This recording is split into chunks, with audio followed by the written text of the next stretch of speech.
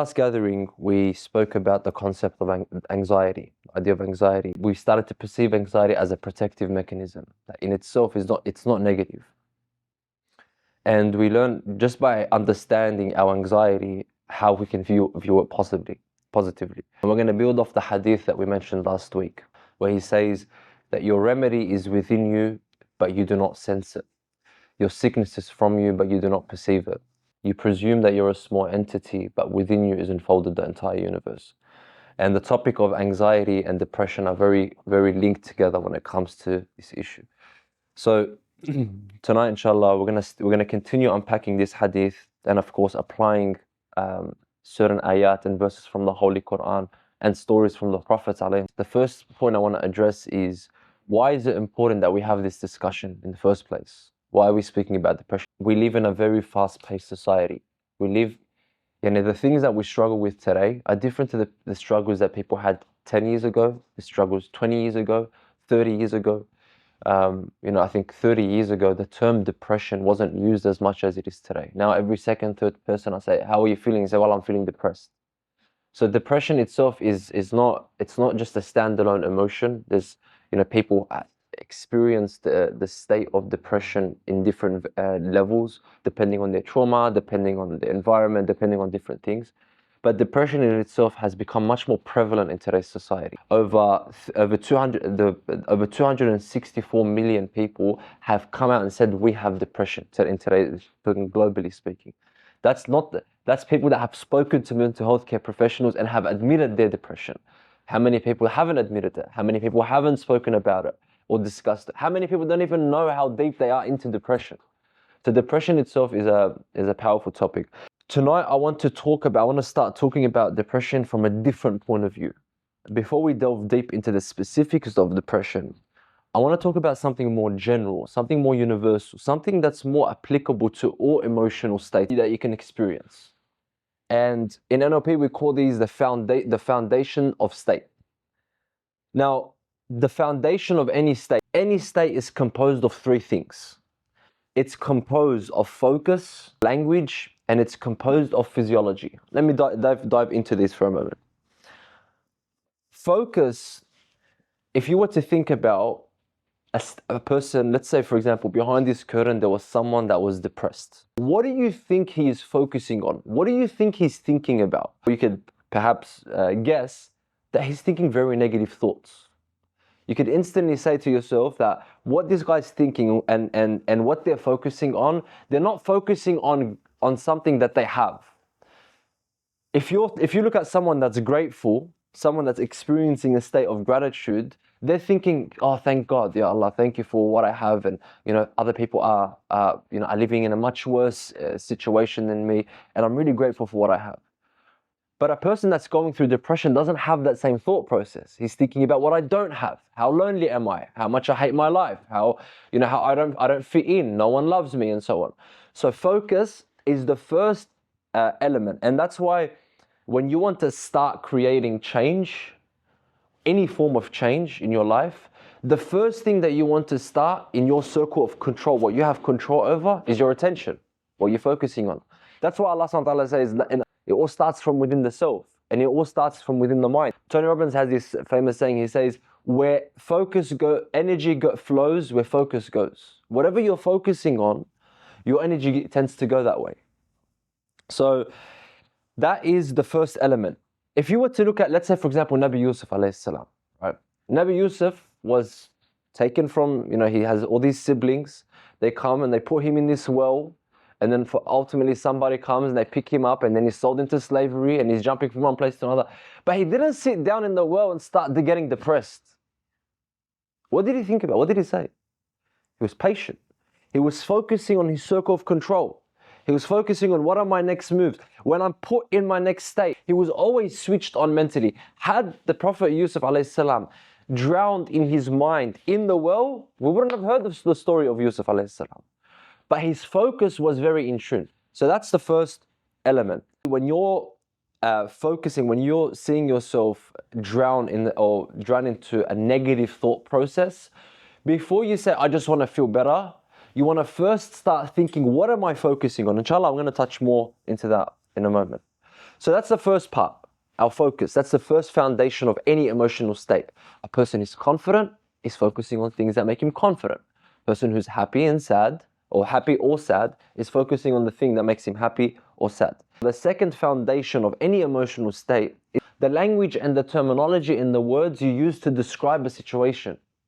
And that's why the Holy Quran sheds a lot of light on the kalima, on al-qawl, and how do you speak. For example, in another verse where Allah subhanahu wa ta'ala says, I think it's shajaratin asluha thabat wa far'a. The origin and the essence of the word, a good word has strong and solid foundation, solid roots, and it can blossom.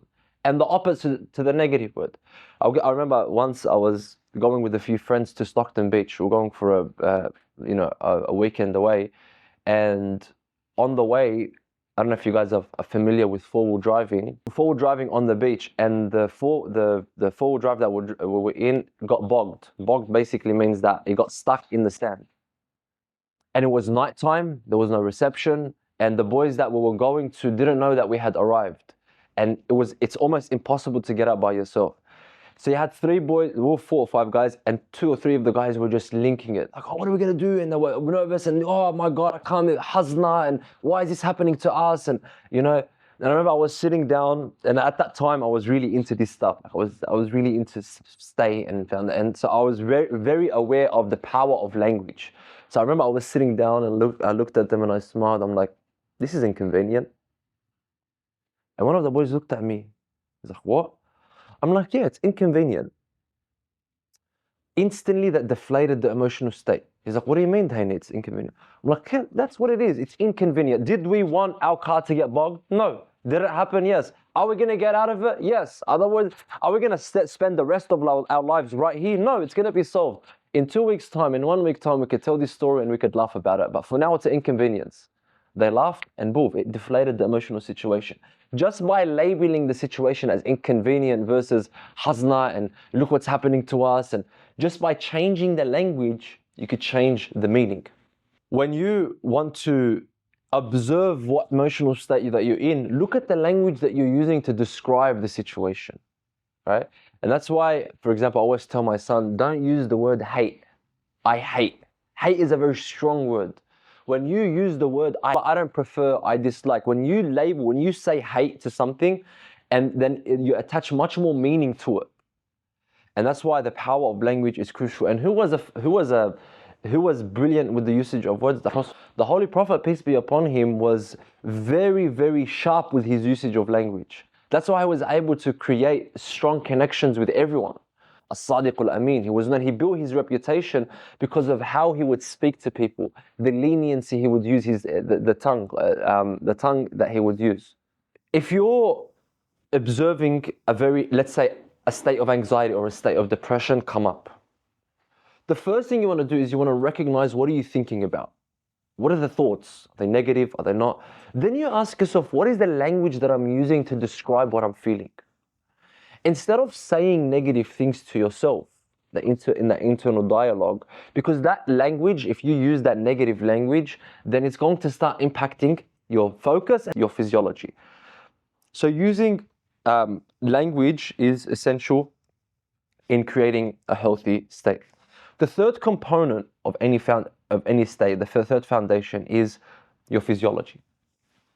The way you use your body, the way you use your posture. That person that we put behind the curtain before, if I asked you, how is he or she using their body?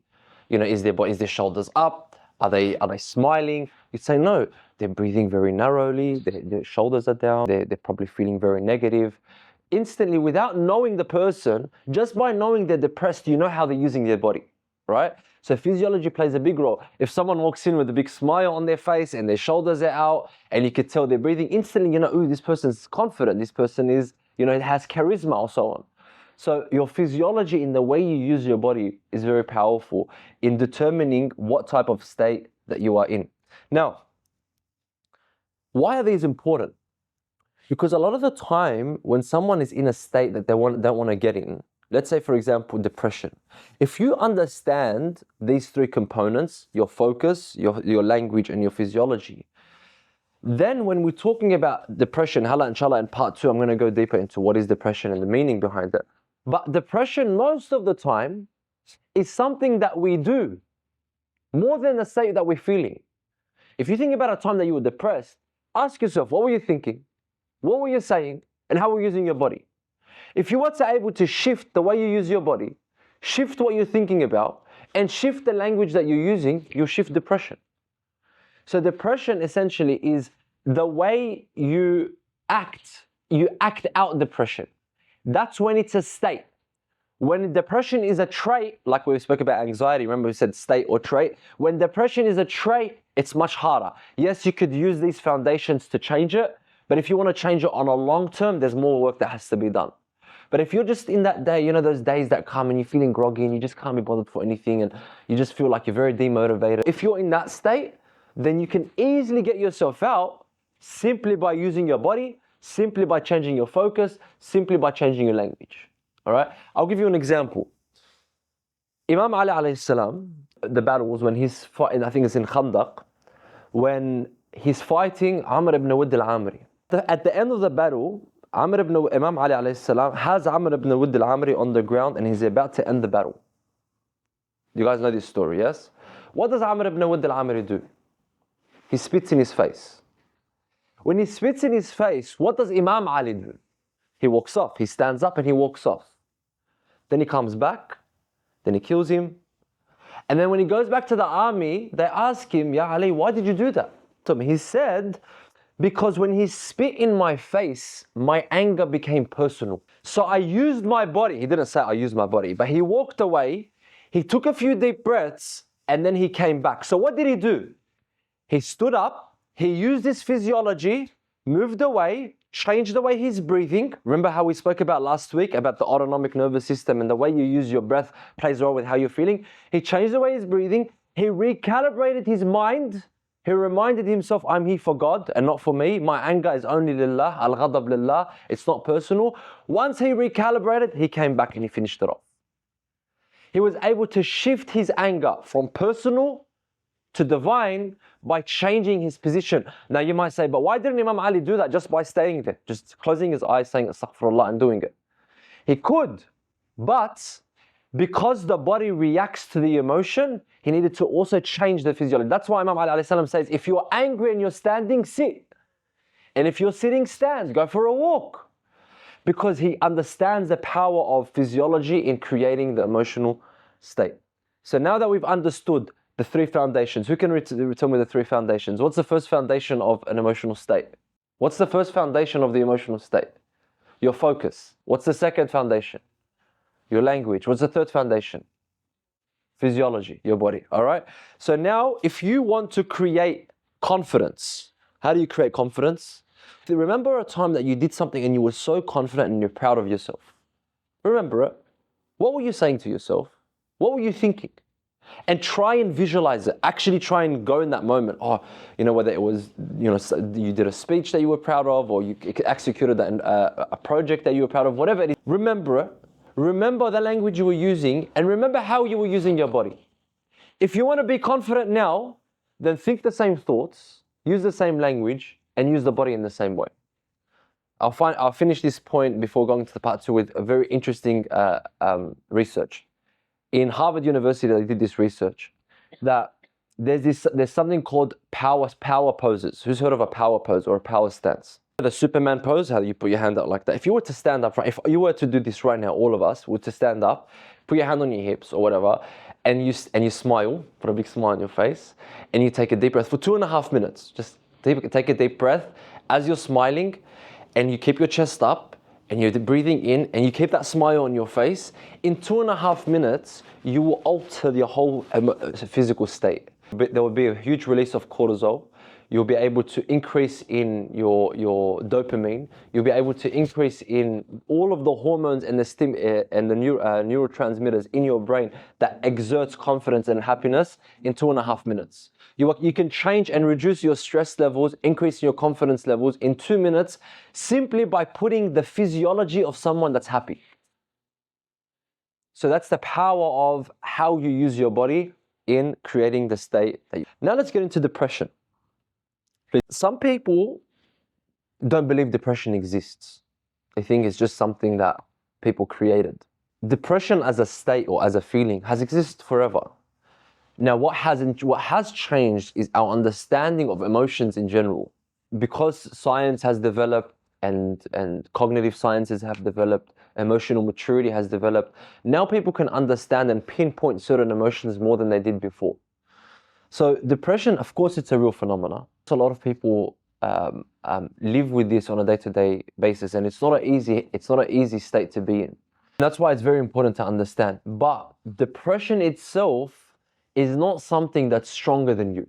Just because we recognize it as a true state does not mean that it's stronger than you. Remember what Imam alayhi salam says, that your remedy is within you, that your sickness is from you, that you presume that you're small, but within you is enfolded the entire universe. So something as like depression, whether you have it or not, do you have the power to overcome it? 100%, regardless of whether it's a state or whether it's a trait. The question is, are you equipped with the tools? Are you willing to put in the action and the time and the effort and the energy to change it? A lot of the time people are depressed and they like their depression. They actually like being in the state of depression because it brings them certainty and it makes them feel significant. It reaffirms their own belief in themselves. It's harder sometimes to say, I'm depressed because of something that I'm doing and I didn't fix it. It's easier to just say I'm depressed and accept it for what it is. Because if I just accept that I'm depressed, then I put all the blame on an emotional state. I just blame my emotional state, and I no longer have to do anything. And that's why I have a problem with the labeling of depression. Every second person you hear, I'm depressed, I'm depressed, I'm depressed. Hey, what does that mean? You're depressed. Are you sleeping well enough? No. Are you drinking enough water and eating well? No. Are you exercising? No. Are you reading? No. Are you working? No. Do you have goals? You're gonna be depressed, but you're not working towards anything in life. Anyone would be depressed. My God created us, and if you're not trying to achieve something and using your time in a pragmatic way, it's very natural for you to experience depression. I've experienced it myself. Look at how I was using my life. Look at my body, look at my focus, look at my physiology, look at the language that I was using. It's very natural for me to experience depression. So what is depression essentially? Now, depression is characterized by persistent feelings of sadness, hopelessness, and a lack of interest or pleasure in activities that you once enjoyed. And of course, to add to that, loneliness. The experience of I'm alone and no one understands me, and no one loves me, and no one cares about me. It's sneaky. Because it makes you think, it's one of those things that everyone experiences, but it makes you feel like you're the only one in the world that has this feeling. When a person's in depression, it's like no one else in the world understands me. No one understands what I'm going through. And so it becomes tricky. Because you feel like no one understands, then there's no point of me going to anyone to ask for help. So that's why it can become tricky. I would have had a bunch of depressed prophets. Because think about all the trials that they had to go through. Think about Nabi Yaqub alayhi salam. His most beloved son, Yusuf alayhi salam, taken from him. He had to live with the reality that his son, he lost. Why didn't he experience depression? Was he sad? Yes. He cried until he lost his eyesight. But he didn't go away from God. See, what depression does, it makes you question, when you're in a deep state of depression, it makes you question everything. And it makes you question your fundamentals as well. And it also leads to despair, which is one of the greatest sins. Whereas depression didn't lead Nabi Yaqub alayhi salam to despair, right? He acknowledged that he was in hardship, he acknowledged that he was in torment, but Allah subhanahu wa ta'ala provided a safe haven for him. Now, what are some of the causes of depression? One of the reasons are biological factors. Some people have some hormonal imbalances, some people have neurochemical factors, some people have low levels of certain neurotransmitters like serotonin, dopamine, all of these things that are linked. Like for example, you have people that have ADHD. They give them a medication to relieve the ADHD. and then that reduces and inhibits serotonin, dopamine, which increases in depression. So there's medications that are trying to get you away from one problem, but then create another problem. So then you have to have another medication to fix depression, and then you have to have another medication to fix anxiety, and that's where you have this loop of medication after medication. But in reality, you're able to overcome that. 100% you're able to come because your remedy is within you. But there are people, of course, that are more predisposed, I should say, to depression due to factors in the upbringing as well. Okay. The second are psychological factors, the negative thought patterns, the low self-esteem that we have. You know, a lot of people in today's world, because of social media, what happens is they start to compare themselves with people on social media.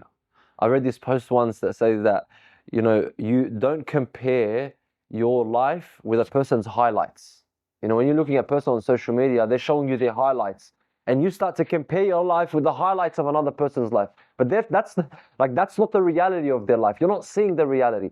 But because we have this internal phenomena within us as humans that we compare ourselves to each other, and some ways it's good, but it's very destructive when it can happen in ways like social media. What happens, it starts to create low self-esteem. You start to look down on yourself. Why is he 18 and he's making that much money and I'm not? Why is she 20 and she's, the 1, 2, 3? Why is this person get that much attention and I'm not? Why, and why don't I don't know how to do this and so on. So you start to create this internal comparison, reduces your self-esteem. For example, unresolved trauma. People have experienced trauma, especially in their upbringing. Now that can be a traumatic event in itself. Like, for example, a young boy, father passes away when he's young, or it could be a bunch of little traumatic experiences over time. So it doesn't have to be, like, for example, a child comes to their parent and they tell them, look, shows them their homework or whatever, and their parent laughs at them. You did this wrong, for example. Or there's little subtle things that parents can or can't do, or even friends, the little comments that you hear, like, oh bro, you're fat, for example, or you're this, or you're that. And they start to hear these little comments from people, and it starts to become ingrained in them. That becomes a negative, a psychological pattern. So these things can also induce depression, because you start to regurgitate that story in your mind, and you start to say, they're right, they're right, they're right, they're right.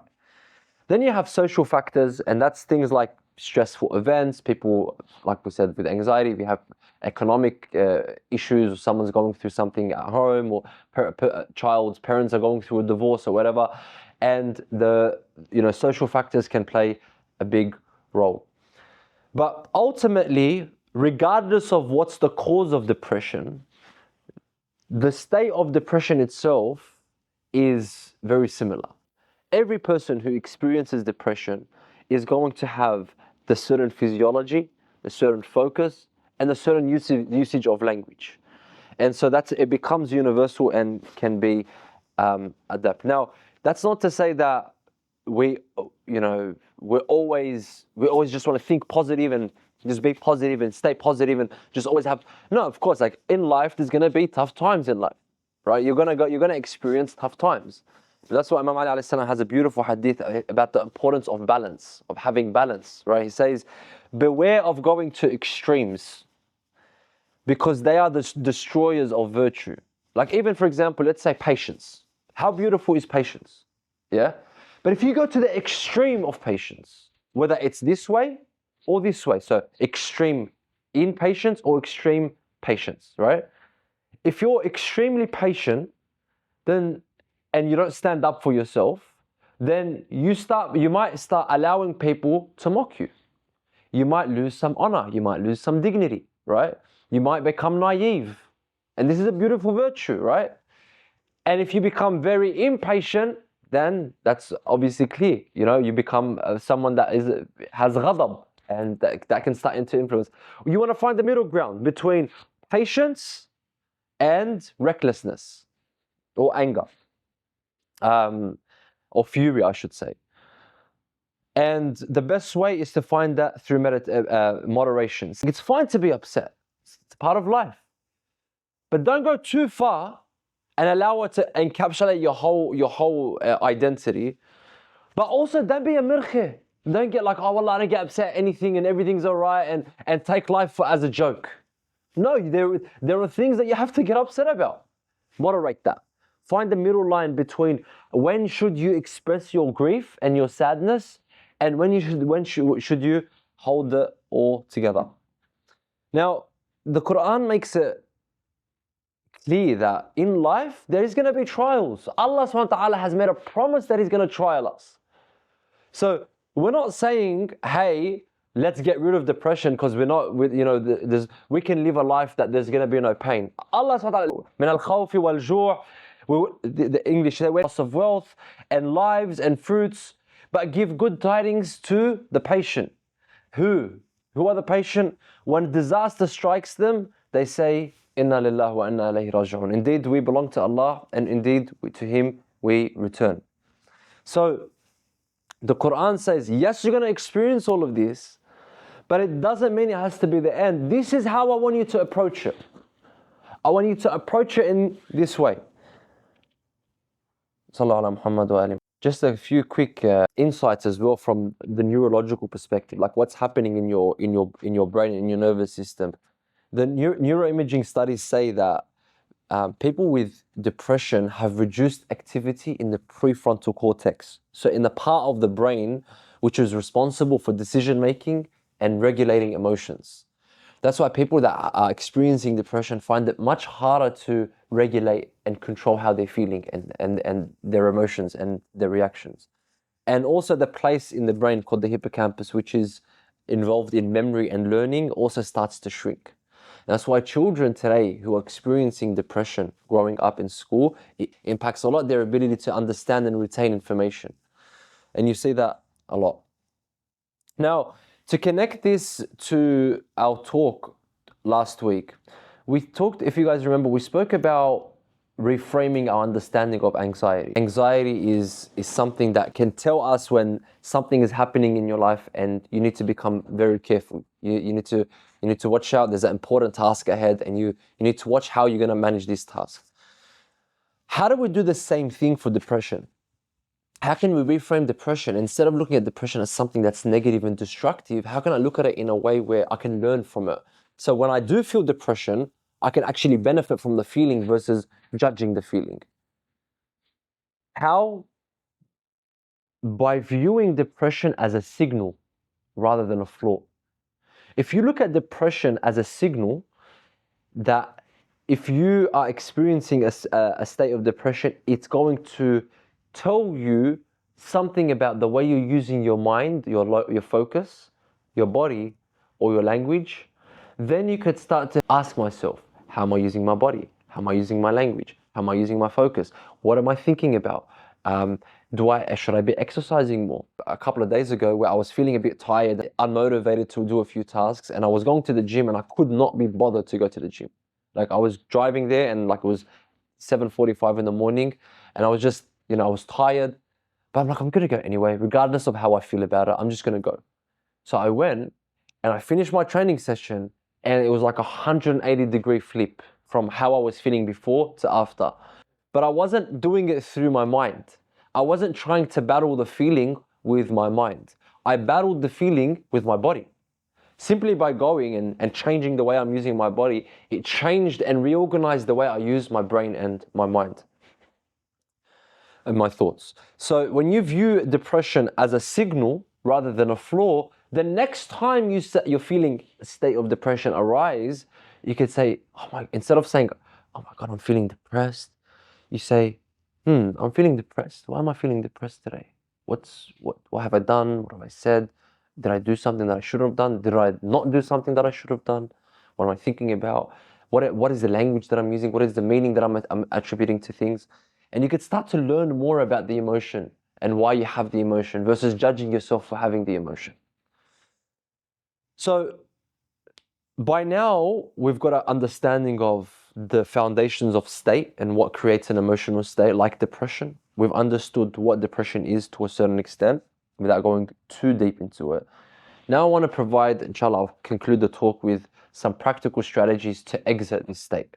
The first step or the first strategy that we can take to or change the way we view or experience depression is cognitive reframing. Now, cognitive reframing is about changing the way we perceive and interpret our experiences. So, if we were to apply this to the foundations of state, it's how to understand the language that we use and how to use language that can help us interpret the experience in a more, like for example, the experience that I was going to the Stockton beach and I said the word it's inconvenient. Simply by using the word it's an inconvenience, that reframed the whole situation. So reframing is a powerful tool. Beautiful example from the Holy Quran. One of my favorite examples actually is Nabi Yunus alayhi. After he had his despair from his people and he left his people, what happened to him? He's taken and he's swallowed by the whale, according to the Holy Quran. Now think about this, right? The whale is an animal that's in the ocean, and in the ocean, it goes to the depths of the ocean. So he is in an animal, so very dark, very lonely, in a place that's very, like he's isolated. And this animal is in the loneliest place of earth. He's in the water. Like there is no more seclusion. What does Nabi Yunus alayhi salam say? La ilaha illa ant, subhanaka inni kuntu min al-zalimin. Look at the reframing tool that he uses. He says, there is no deity except you. La ilaha illa ant. Indeed, I have been of the wrongdoers. He reframed the experience that he's having to an internal experience instead of throwing it on something external. So being able to reframe your state, and this is one of my favorite verses, one of my favorite dua, because it can really shift your perspective, regardless of what you're experiencing. The Urafa suggest this dua. One of the most prescribed dua that is prescribed is this dua, and I think this was a gift from Imam al-Sadiq alayhi salam to one of his companions. So reframing, changing the way you perceive the situation that you're in by changing the language and the meaning that you attribute to the situation. Another way is, this is an NLP technique that we have. It's in terms of visualizing and positive affirmations. And this is how to reprogram your mind, essentially. You know, remember that I told you guys, I mentioned before, the internal conversation that we have. You know, the negative thoughts that we have. I'm not good enough, I'm not good enough, I'm not good enough. You want to counter that with a positive affirmation. You want to repeat a phrase or something that can bring you a more positive outcome. Instead of thinking I'm worthless, I'm not good enough, you could start saying I'm capable and worthy. If you really visualize and you put yourself in a state and you repeat this, I'm capable and worthy, I'm capable and worthy, what happens is you start to reprogram the internal, al-aql al-batini, as they call it in Arabic, or the subconscious mind. You start to reprogram the subconscious mind to start believing that I am capable and worthy. Because a lot of time we subconsciously believe the thought that we have. And because you believe the thought that you have, you behave that way. But if you can reprogram the belief by reprogramming the thought, just by using language, that's the idea of dhikr, right? Subhanallah, subhanallah. You're reprogramming the mind, you're reprogramming it for that specific dhikr. So that is a powerful way and technique. A second powerful way to exit the state of depression, as we mentioned. So the first one has to do with focus. The second is physical activity. You're going for a walk, exercising, using your body in a way that's different. You know, someone says, I can't be bothered doing this because I'm depressed. Or they might not even acknowledge it. They might not even say, I can't do this because I'm depressed. They just say, I can't be bothered, right? But if you actually do it, then you won't feel that way anymore. If you actually do what you're trying to, the state that you're trying to get in, you won't experience it anymore. So physical activity is powerful. Third is social connection. So building, maintaining, and having strong relationships in general. It's very hard to find someone depressed who's got a lot of amazing friends and people that he trusts or she trusts, and they spend a lot of time with each other and they have deep and powerful connections, or someone that's married or has a spouse or has a partner that they're very, very close and intimate with. It's very hard to be depressed when you have a very strong relationship. A lot of the time, people that are experiencing depression, it speaks a lot about the negative relationships they have. So social connection is very important. The fourth is mindfulness and meditation. Taking some time of the day to just sit down, think, not even think, just to be present and focus on I'll give you guys a good technique actually. Try this one day if you can, tomorrow if you want. Sit down and write the word Allah on a paper and put the word in front of you and sit down and just focus on the word Allah. That's it. Just sit down, start breathing, take deep breaths in, and all you're doing is narrowing all of your focus and your attention on the name of Allah subhanahu wa ta'ala. Where anytime you feel like your mind is going somewhere, come back to the word. Anytime you feel like you're thinking about something, come back to the word Allah subhanahu wa ta'ala. Eventually, the thoughts start to slow down. Eventually, you start to slow down and then you're just sitting there, you and the name of Allah subhanahu wa ta'ala. That state itself helps you exit the state of depression because you're becoming more present. Depression is usually a lot about, there's a lot about your past, a lot about your future, a lot of uncertainty. So being present can stabilize that. And that's why in the Holy Quran, "Ala bi dhikrillah tatma'innul qulub," that it's in the remembrance of Allah subhanahu wa ta'ala that your hearts they find peace. So by developing a practice that practically, not just saying, La ilaha illallah, subhanallah, alhamdulillah, but actually trying to implement that plays a huge role as well.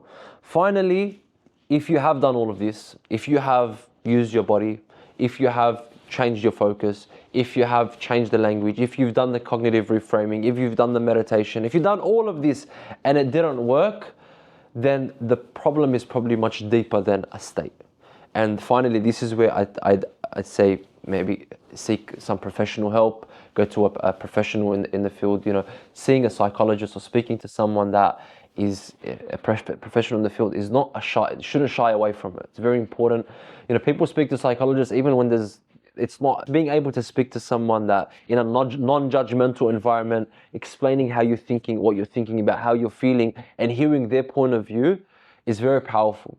So, and this can be with a psychologist, it could be with a coach, it could be with someone that you trust, someone that you love, someone that you know cares about you. Just having that conversation and opening yourself up, because you don't want to feel like I'm in this by myself.